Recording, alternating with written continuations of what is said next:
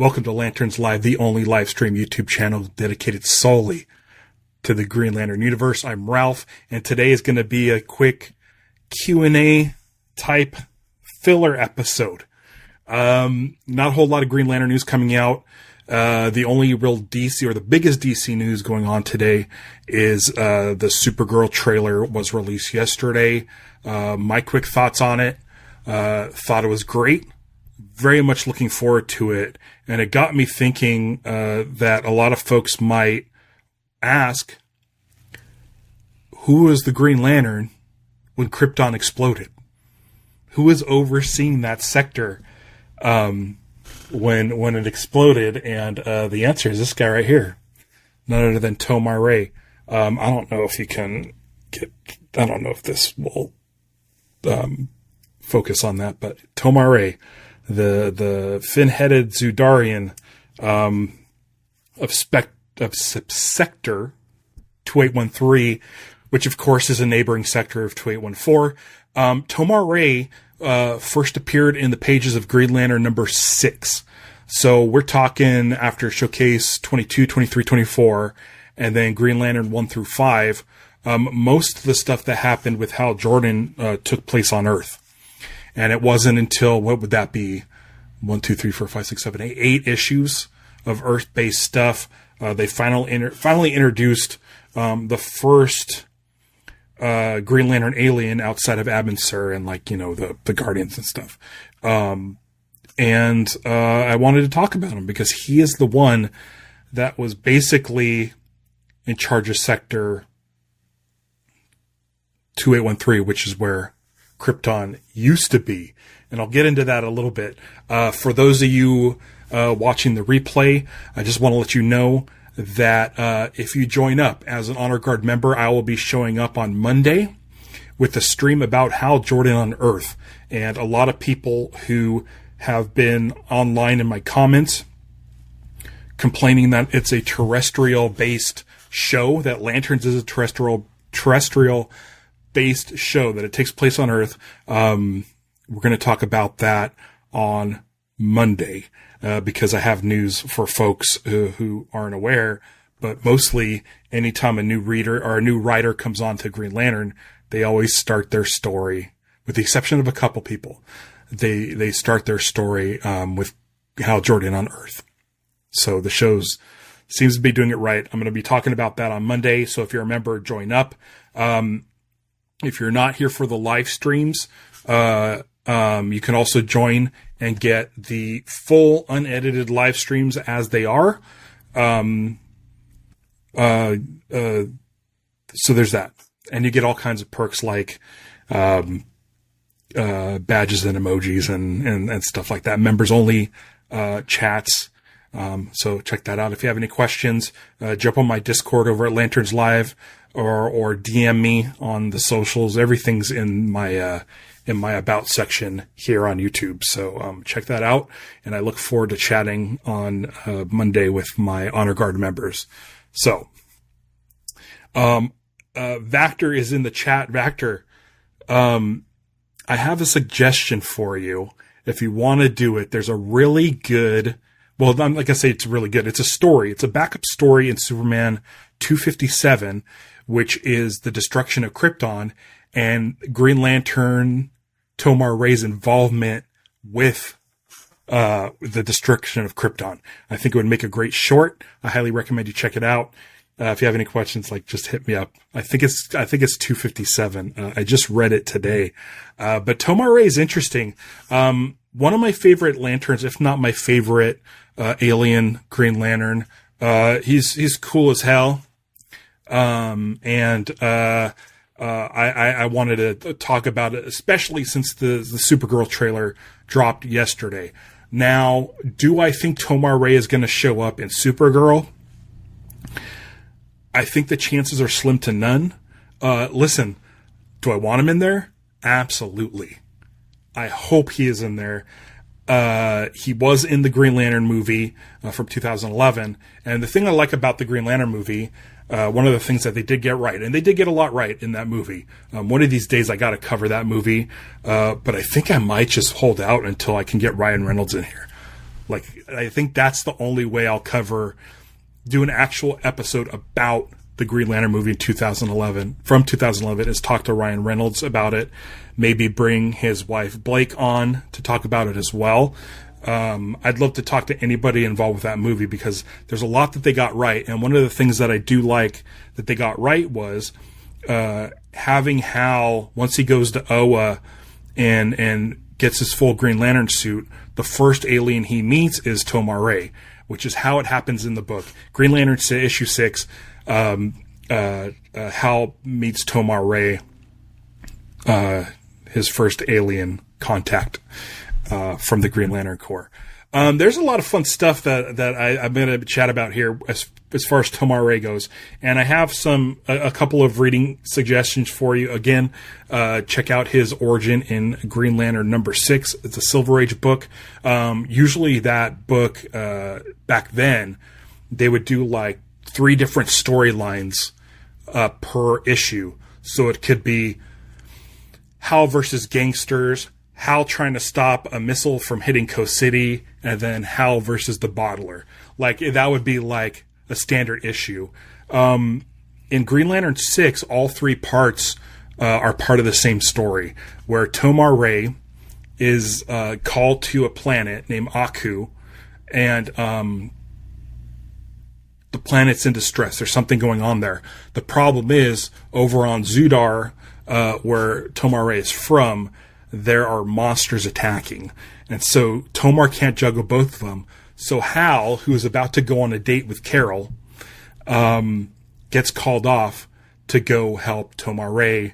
And it's a pretty fun story. I highly recommend you check it out. Something interesting, and I'm going to pop it open because I don't know when this all happened. I probably should have prepped this, and I'm not really great with Kindle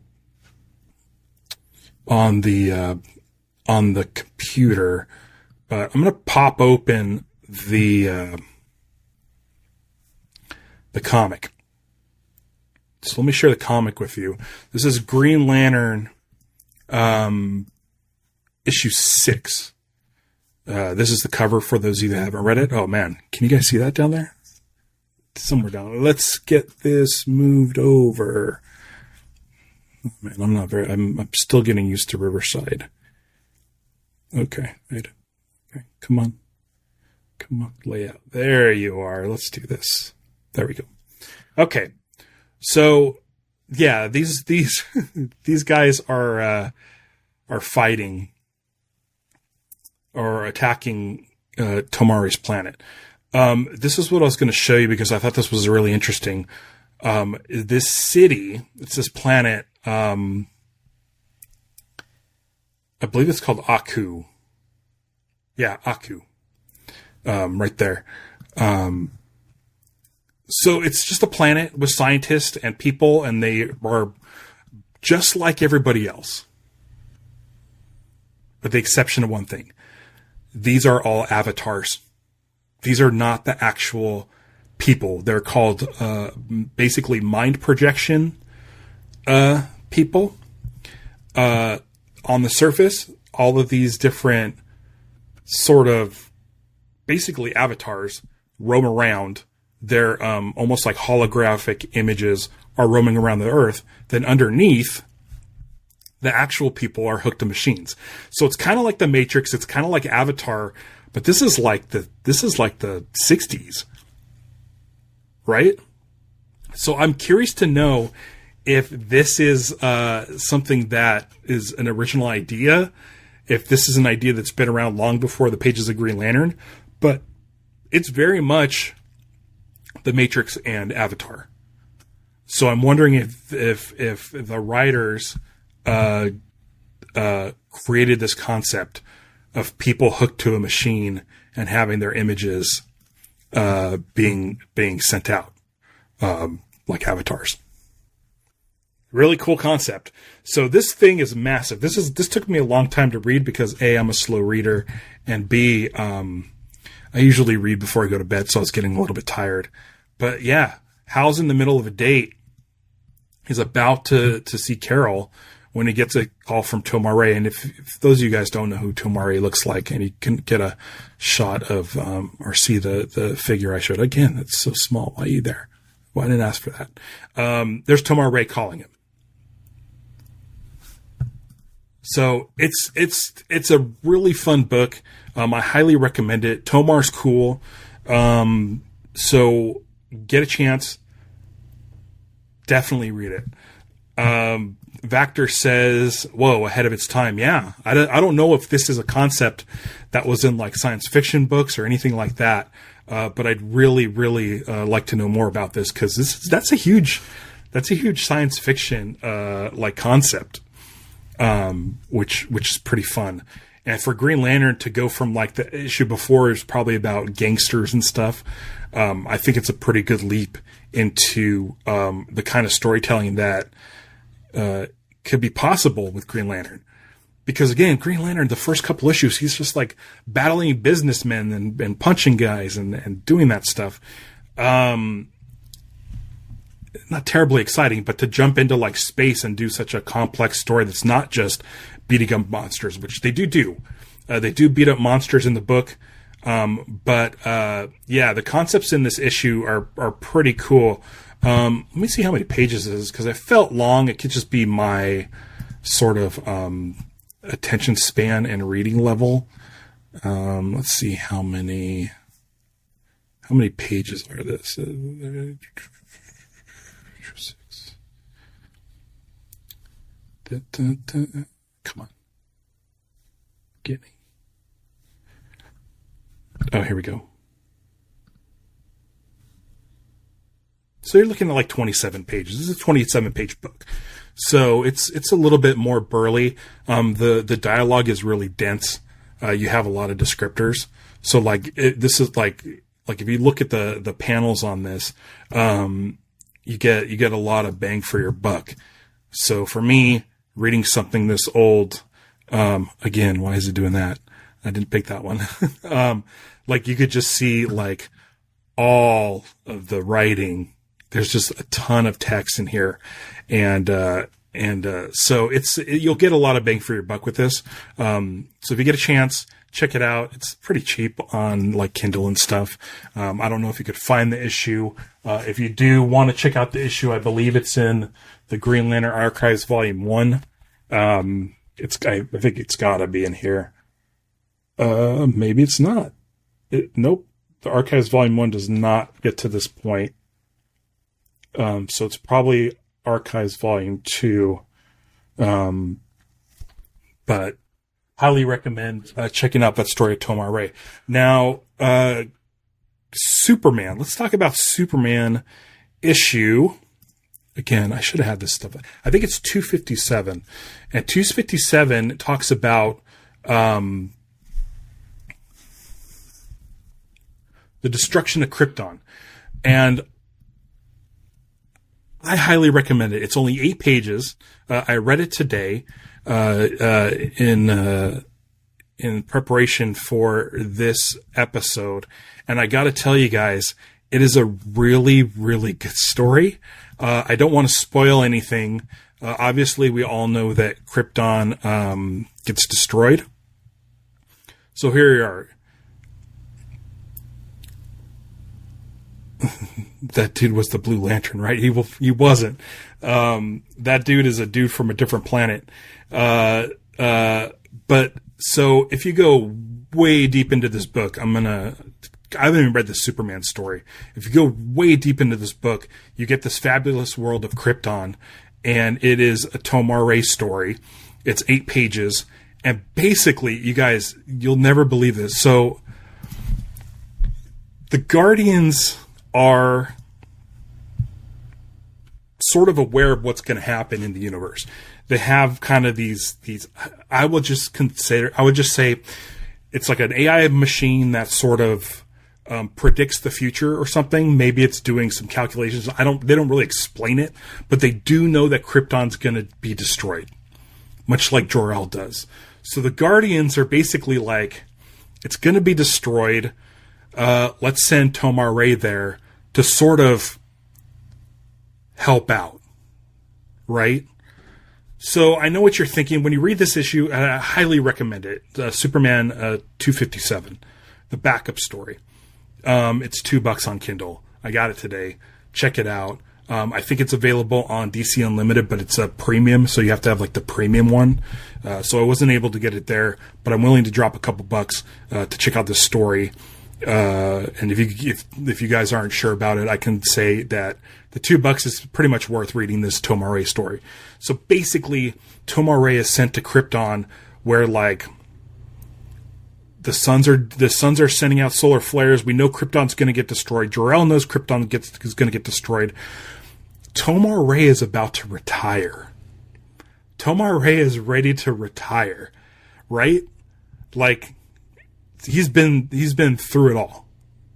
It's crazy. So they're kind of like, hey, listen, we have a replacement for you because we can see the future. We have a replacement for you, and it's someone from Krypton. So you need to go there and basically keep Krypton from being destroyed. Now, we all know Krypton gets destroyed, so you're thinking, and it starts off the story by saying basically, like,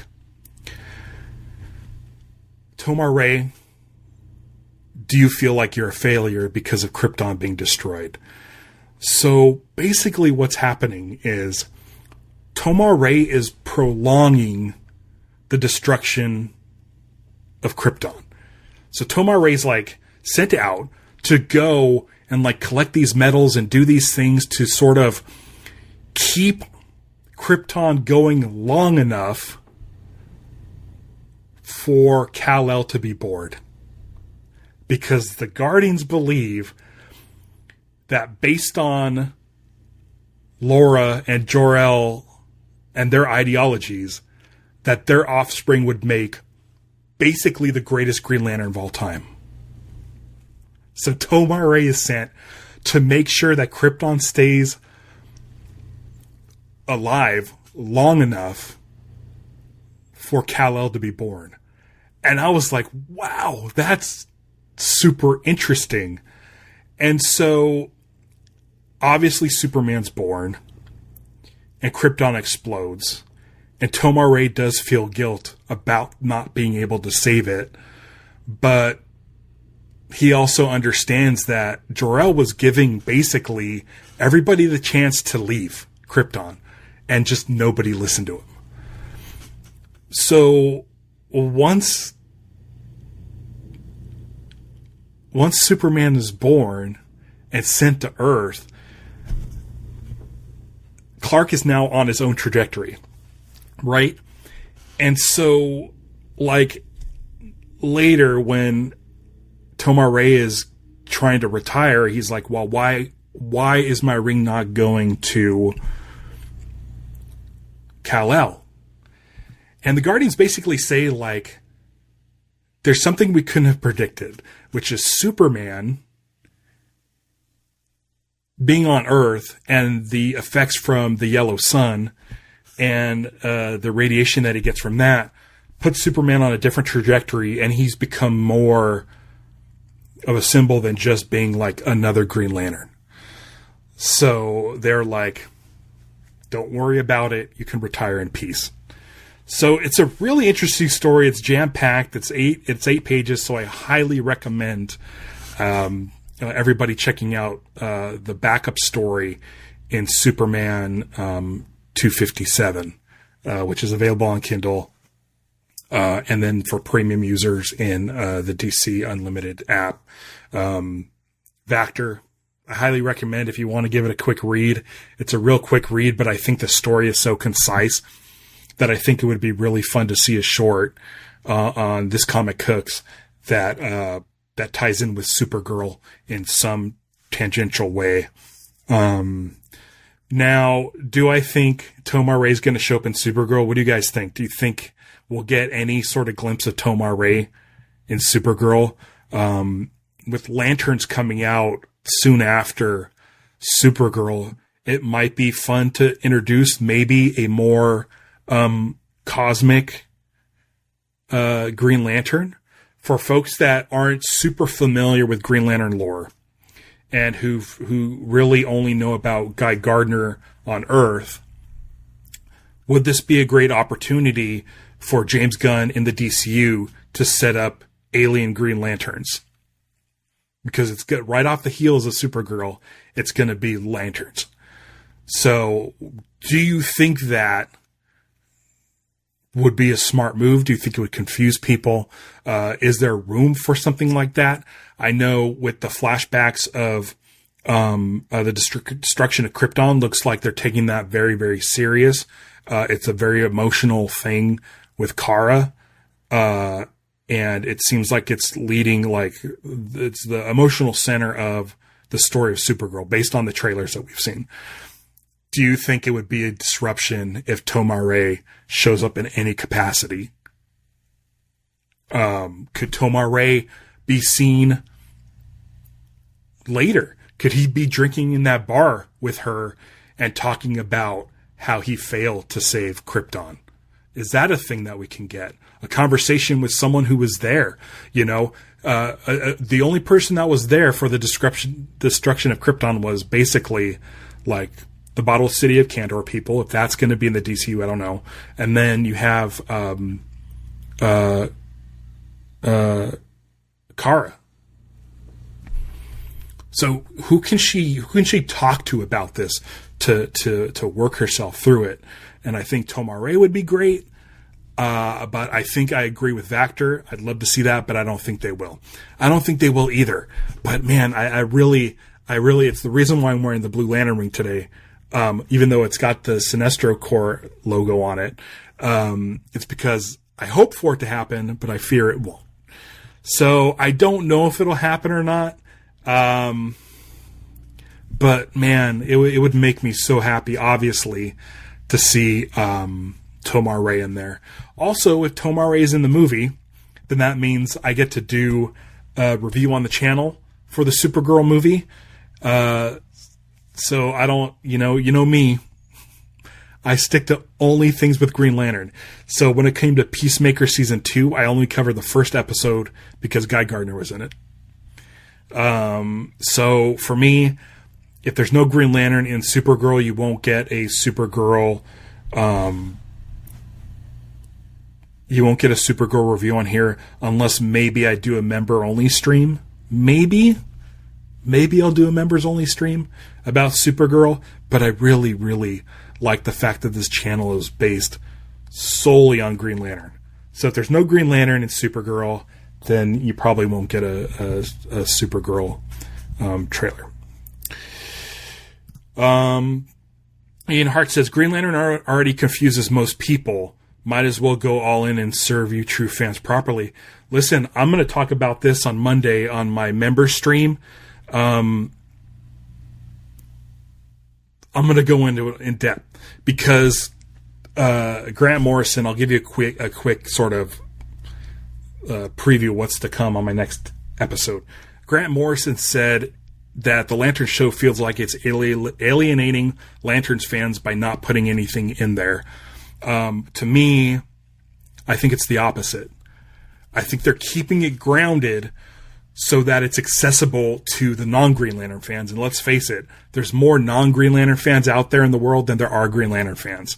Green Lantern fans are going to show up to that show no matter what, unless you're like an asshole and you're like, you hate James Gunn or whatever it is. Unless you're one of those people, if you're a Green Lantern fan, you're showing up to it 100%. So they need to cater to everybody else. So basically, the way the show is set up is two guys. Here's two guys. We know that they're part of some group, some organization, and they're investigating a murder in a small town where stuff isn't going right. So that's an easy point to jump in on, and then you could start sprinkling in Power Ring, Power Batteries, Green Lantern Corps, Guardians, Sinestro. You can ease the majority of the people in. So for me, I agree that Green Lantern confuses people, but the best way to get around that is to ease them in with a simple Earth-based story, which is what Martin O'Dell and Bill Finger did, which is what John Broome did, and Denny O'Neil, and Jeff Johns, and Grant Morrison, and Jeremy Adams, and the Green Lantern #1 in the 90s, they all took place on Earth. They all started on Earth before getting into the galactic stuff. So for me, check out Lanterns, because Ian, you're showing up here, and you said you're self-proclaimed you don't know much about Green Lantern. You're here to support me, which I absolutely thank you for. I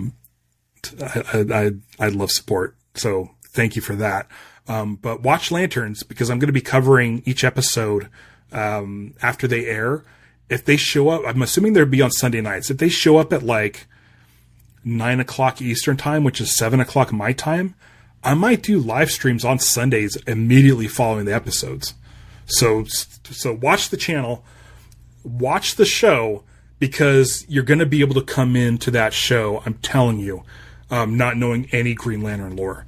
I think you'll be good. I think they're setting this up so that it's very grounded, so that anybody who's not familiar with the 86 years of lore can ease in and follow this story before it gets to that point. So highly recommend, Ian, and this should be a great jumping on point. If you want to get a crash course on Green Lantern and what it's like from a cosmic level, Green Lantern, the animated series, is great. It's made by a few fans of Star Trek, so if you're a fan of Star Trek, you'll feel at home with that show. But yeah, I highly recommend Green Lantern, the animated series, or even watch the animated movie Green Lantern First Flight. It's like an hour and 5 minutes long. Christopher Maloney plays Hal Jordan.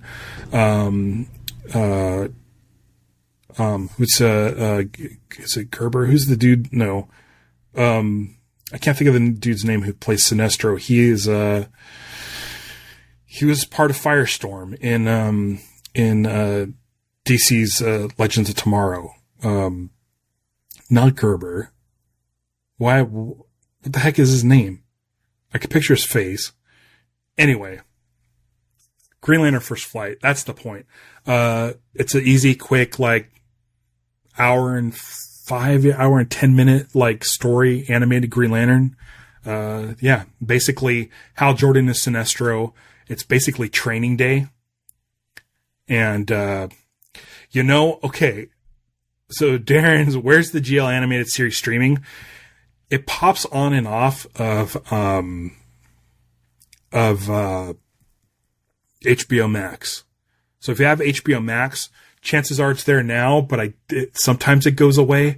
I feel like with the Lantern show coming up, they should probably pop it on there. I would just do a quick Google search and look up Green Lantern, the animated series streaming. A lot of times it goes on sale. It's like 26. It's only 26 episodes. They only did one season. And sometimes it shows up on iTunes for $4.99 and stuff. It's fairly accessible, but I'm not sure where it is now. Victor Garber. I could not think of his name. Victor Garber plays Sinestro in Green Lantern First Flight. But there's some great stuff in the Green Lantern animated series. Sinestro is voiced by Ron Perlman of Hellboy fame. And they got some great stuff in there. So I highly recommend Green Lantern, the animated series. I know Vactor. I suggested it to him, and he's a fan. Lucha Johnny also suggested it to him, and he's a fan. It takes a little bit to get into it, but I think ultimately you'll be rewarded if you check out Green Lantern, the animated series. I think it's a terrific show. But yeah, that's if you really want to get some crash courses on Green Lantern and sort of the the overall feel of what the stories can be like. Green Lantern animated. I'd watch Green Lantern First Flight, or Green Lantern the animated series, and just check out some random books. Jeff Johns' run, Green Lantern Rebirth, Jeremy Adams' current run. They're all great. A lot of these runs, almost all runs of Green Lantern, anytime a new writer comes on, starts with Green Lantern on Earth to kind of ease you into what Green Lantern's all about. Because there's there's like 3,200 sectors in space, and they're all divided. In the story, in the first issue, or in the first appearance of Tomar-Re, it says he's from Space Sector 9, which, has changed somewhere in the history to Green Lantern Sector 2814. That's basically his precinct. And then Tomar-Re does show up in Green Lantern, the animated series. Listen, I would say this.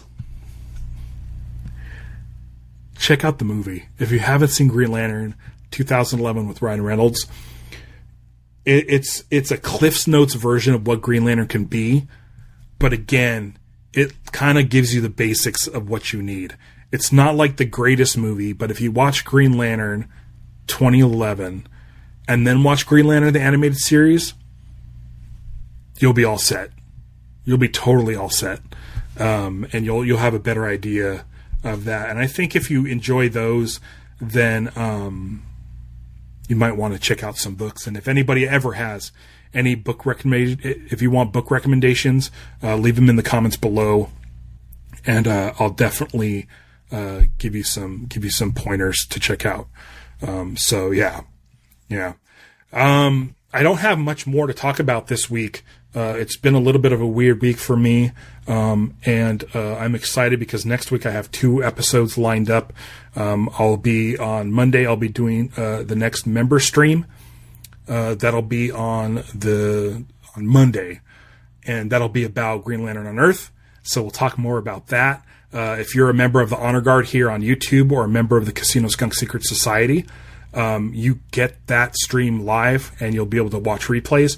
And then on Wednesday, I'll be back here with Vactor, and we'll be talking about Green Lantern Corps 15. And we're going to have a new time for our Green Lantern Corps episode so that we can accommodate Vactor's new work schedule. So that'll be at 6 p.m. on the West Coast. So check that out on Wednesday. I'm trying to think if there's anything else. Not a lot going on in the news. I'm not going to be doing a lot of bonus stuff here. I'm going to go ahead and split pretty soon. But again, if you want bonus content, it's 99 cents. Join in as an Honor Guard member. You get a lot of perks. Unfortunately, I can't show these cool emojis that are in the chat on YouTube, but they're dope. They're dope. I'm so glad we got the newest one, which is Chip. And thanks to Dave for that suggestion. Vactor, I think the next emoji I'm going to do is the sort of cringe emoji, but with the Kyle Rayner crab mask. So, look forward to that. So yeah, thanks for joining me. Make sure you hit the bell icon in case some Green Lantern news, maybe a new TV spot shows up. Maybe we get something out of a convention that is some maybe production designs. Maybe we get some suit designs. I don't know. But if there's any Green Lantern news out there that happens, you want to hit that bell icon because I can go live at a moment's notice to discuss any new Green Lantern news. Check out the merch shop. I've got the hats are selling well. It's a great hat. I have shirts and other stuff in my shop. And there's mugs. There's shirts, there's sweaters, there's swimsuits and bags. Got it all over at my Fourth Wall page. So check that out. And thank you, everybody, for your support. And until next time, beware my podcast. It's Lanterns Live. Bye.